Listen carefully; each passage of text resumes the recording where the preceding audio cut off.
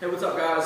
John Chacon from Chacon Performance Training, johnchacon.com. I want to talk to you guys about two things today that are going to really help keep your shoulders safe and keep your knees safe. And they have to do with two very fundamental movements. One happens to be the squat for the knees, and the other one happens to be any of the plank variations, mostly rows, push-ups, or just holding in a static position, whether you're doing knees to elbows, shoulder touches, plank to push-up, whatever you're doing. It even goes for things like bench presses, one-arm movements. These two things are going to help prevent injury and keep you from being sore or in pain ever, which I don't want for anybody. We'll go ahead and start with the shoulder region, guys, and that has to deal with engaging your shoulder blades. And it kind of dawned on me today that I haven't really explained what it means exactly to engage them. So when you think about what your shoulder blades are, there are these two flat bones in your back. Here's your shoulders. Whenever I say shoulder blades, okay, you point to it, it's right here, okay?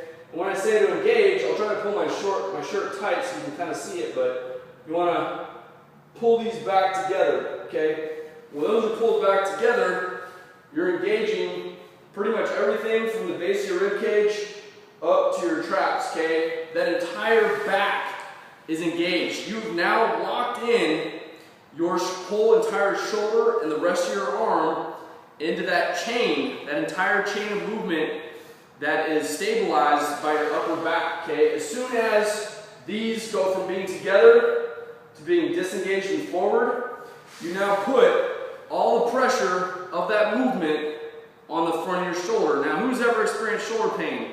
I have, and it usually ends up right here, okay? Now, part of that might be due to the way we all sit. I'm just as guilty sometimes, unfortunately, of this forward type posture. If you get into a good book, or you're eating, or you're watching something, or you're driving, do your best to just reinforce that back posture, keeping those shoulder blades together, okay?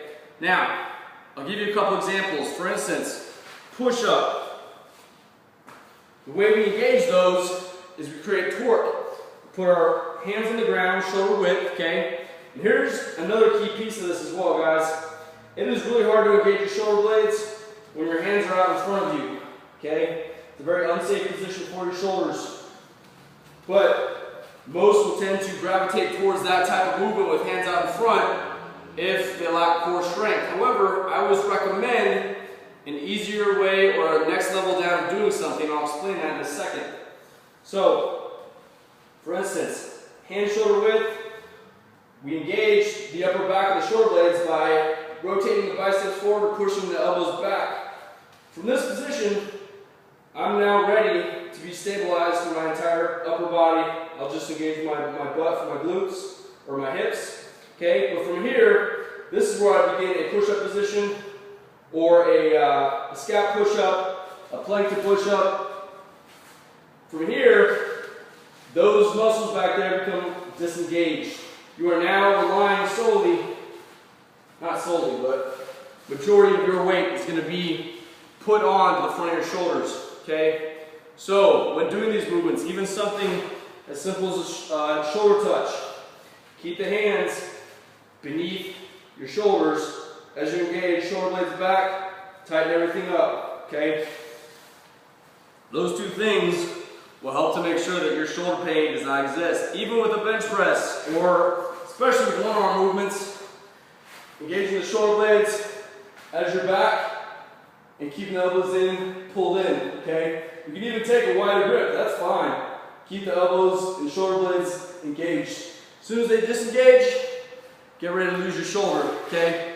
Those are two quick tips for shoulder movements, okay, and not getting your shoulders hurt. Same thing with rowing, guys. Boom, shoulder blades back, and pull, okay? Now, next one is a simple fix, squats. Squats tend to give people, in general, pain in the knees, and people will think that the squat is a bad movement, or it's bad for your knees. In fact, it's a very fundamental movement. You see little kids do it all the time.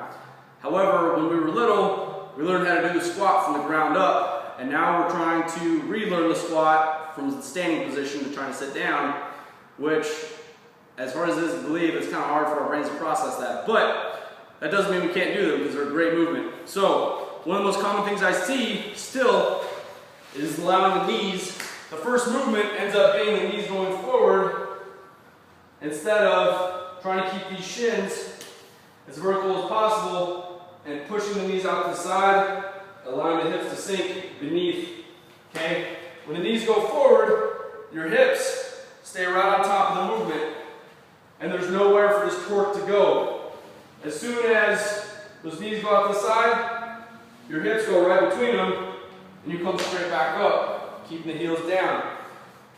This is also important, guys, for daily activity. We sit down and stand up a lot more than you think we do, whether it's at the dinner table, on a bench, at a desk, on the toilet, whatever it is. We sit down and we get up multiple times, okay? Especially if you have kids, you're probably getting up a lot, okay? But utilizing this motion, you don't have to like walk up to stuff and be like, okay, boom, okay? Walk up to it. Just realize and consciously think about pushing the knees out as you sit to make room for that kind of stuff, okay? It's going to help a lot. And be deliberate with your movements. Every once in a while, I'll witness anyone, whether it's on YouTube or in the gym or anywhere I'm at, just kind of going through the motions of these movements when they're working out. When they're doing that, they're not deliberately engaging any particular muscle group. They're just kind of doing the movement, but they have weight.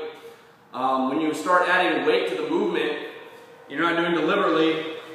You're going through the movement, just kind of not really with a purpose, okay? And when I mean that, engage your glutes. Lock your knees into place by torquing your feet out. As your knees go off the side, brace, taking that diaphragmatic breath. Pull your shoulder blades back. As you descend, come down under complete control, come right back up. Instead of disengaging your hips, allowing the knees to freely float, not really doing much with the upper body, kind of allowing everything around, not really having the shoulder blades engaged. If you apply weight to those movements, or to that movement in particular, without being conscious and deliberately doing the movement, and your diaphragmatic breathing, engaging your hips, all those things, it's going to spell disaster. It's going to bring pain. It's going to bring injury. You don't want that, okay? Those are my two things I got for you guys today.